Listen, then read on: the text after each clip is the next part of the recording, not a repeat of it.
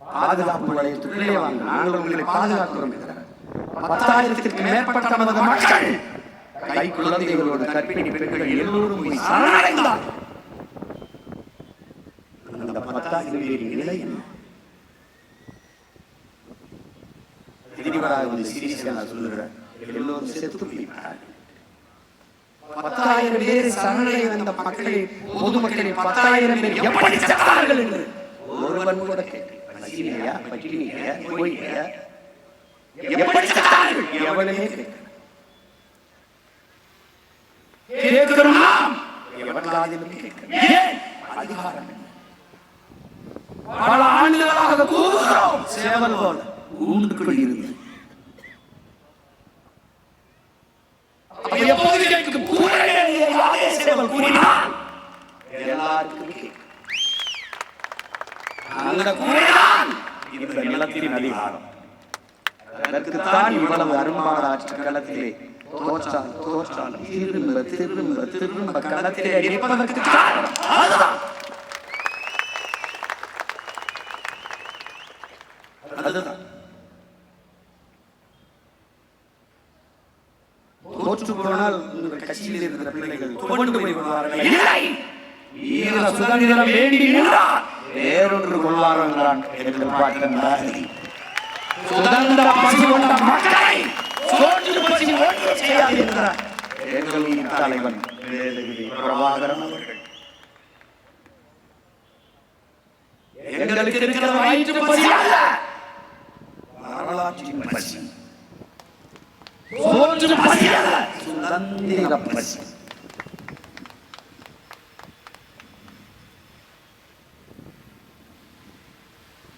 உலகிலே கடைசி உயிர் துளி இருக்கும் வரை இந்த மூச்சு தமிழ் தேசியத்தின் உரிமை, வீழ்ச்சி, விடுதலை விடுதலை என்றால்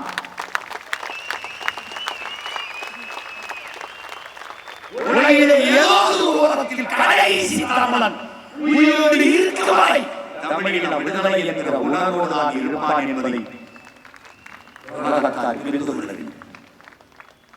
இன்னைக்கு எங்களை நீங்கள் புரண்டலாம்.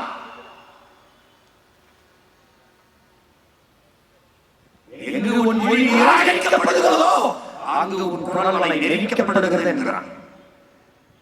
இன்று என் மொழி நிராகரிக்கப்பட்டு எங்கள் குரல் வலை நெரிக்கப்படலாம். என் வெற்றியை தள்ளிப்படலாம்.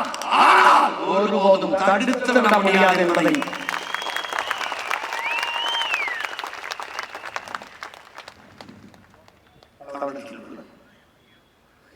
அவ்வளவுதான்.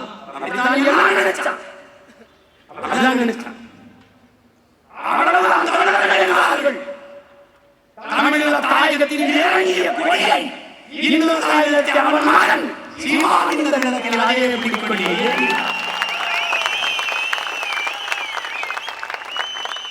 2010ஆம் ஆண்டு மதுரையிலே 18 ஏரடியாக நாங்கள் தமிழர்கள் சாதிய மத உணர்ச்சியை பின்னுக்கு தள்ளி தமிழர் என்கிற தேசிய இன உணர்வை முன்னிறுத்தி எழுந்தோம்.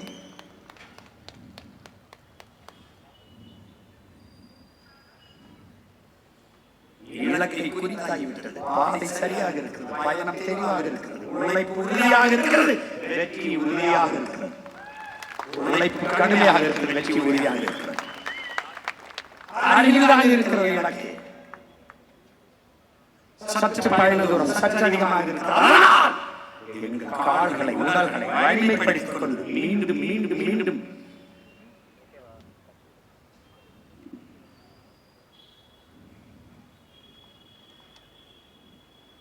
இத்தனை மொழிக்காக செத்த மறவர்கள், இனத்திற்காக செத்த மறவர்களின் உயிர் ஈகமும் அர்ப்பணிப்பும் அர்த்தமற்று போகலாம் என்பதை எல்லாரும் தமிழர்கள் உயிரின்மையை உடன் வரலாறு உலகெங்கும் பரவாகிற என்னுயிர் சொந்தங்கள் எண்ணிப்பார்கள். ஒரே வழிதான் ஆயுதம் மிச்சம் வைத்ததை அரசியலாக நின்று முடிக்கும். அடிமை இனத்தின் உரிமை மீட்சிக்க நமக்கு இருக்கிற கடைசி வாய்ப்பு அரசியல் விடுதலை மட்டும்தான். உலகெங்கும் தமிழ் தேசிய மக்கள் ஒரே அரசியல் கொடை மேலே ஒன்று திரள வேண்டும். ஒவ்வொரு தோட்டாவும் வலிமையானது. எல்லோரும் ஒன்றிணைந்து இந்த அரசியல் பெரும் புரட்சிகர போரை முன்னெடுத்து வென்று முடிக்க வேண்டும். உலகத்தில் காவலன் என்ற ஒரு இனம் இருந்தது, வாழ்ந்ததை சுவடெல்லாம் முடிந்துவிட்டது.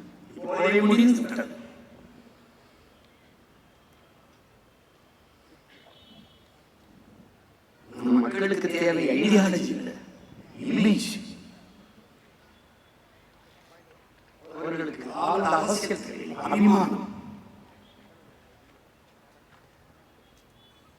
வரலாறு படித்தோம், இலக்கியம் படித்தோம், புலியியல் படித்தோம், அறிவியல் படித்தோம், பொருளாதாரம் படித்தோம், சூழியல் படித்தோம், உயிரியல் படித்தோம், வேதியியல் படித்தோம், இயற்பியல் படித்தோம், வேளாண்மை படித்தோம். இதெல்லாம் தேவையில்லை. மக்கள் நமக்கு வேற ஒரு பாடத்தை கற்பிக்கிறார்கள். இது புது பாடம் தான், அதையும் நாம் படிப்போம்.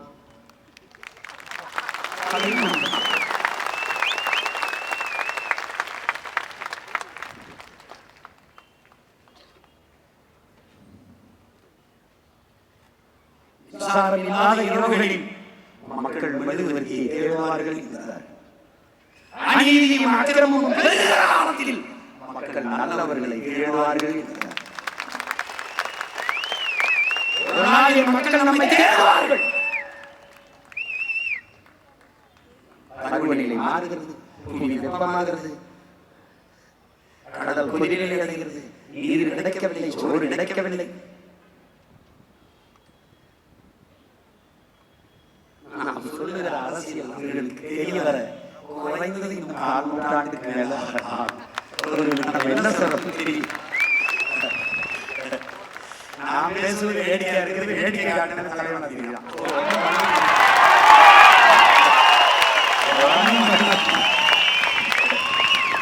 அவர்களுக்கு தேவை கருத்தாங்க,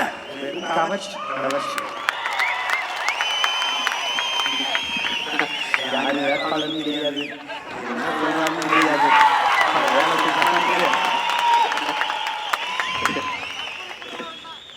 எதுக்கு போறோம், ஏன் போறோம்னு போட்டு இவன் வேட்பாளரா நாடு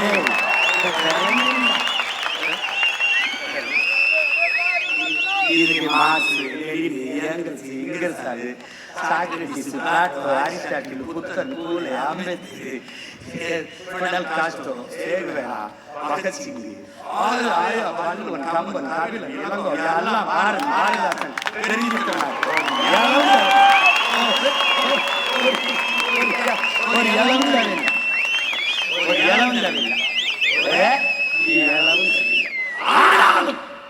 ஒரு ஒரு உயர்ந்த நோக்கத்தை கொண்டு அதை நிறைவேற்றுவதற்காக தொடர்ந்து செயல்படுகிற முயற்சிதான் வரலாற்றின் பிற்காலத்தில் வருகிற மக்கள் படிக்கிற வரலாறாக மாறுகிற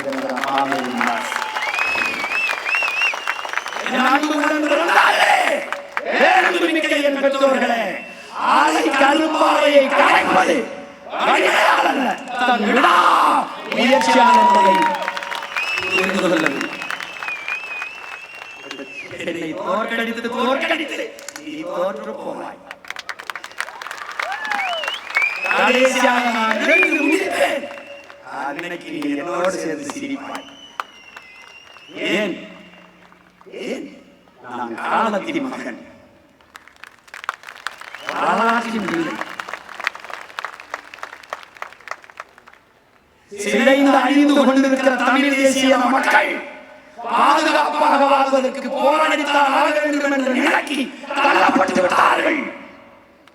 இந்த வரலாற்றின் பேரழைப்பில் இருந்து, பெரும் வழியில் இருந்து தமிழ் இளம் தலைமுறையினர் விலகிச் செல்ல முடியாது என்கிறார் எங்களுடைய தலைவர். அந்த கூற்றுக்கேற்ப விலகிச் செல்லாமல் கூடியவர்களா இங்கே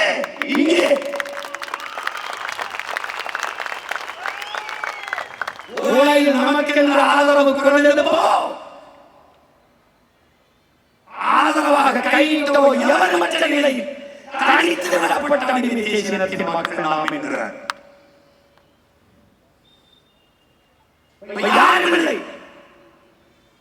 எனக்கு நான், எனக்கு நீ, நமக்கு நாம். நம்முடைய உணவை நாமே எடுத்து உண்பது போல, நம்முடைய மூச்சு காற்றை நாமே சுவாசிப்பது போல நமது நமது உரிமை, நமது விடுதலையை நாமே போராடி பெறுவது. அதை நீதி காட்டினார் நம்முடைய தலைவர். எந்த ராணுவத்திடம் படைவிலை கேட்கல. சொந்த நாட்டு மக்களை, தன் இனத்தின் மக்களே ராணுவமாக கட்டி போராடியும் எவனையும் சார்ந்தில்லை. என் விடுதலை என் கையில்.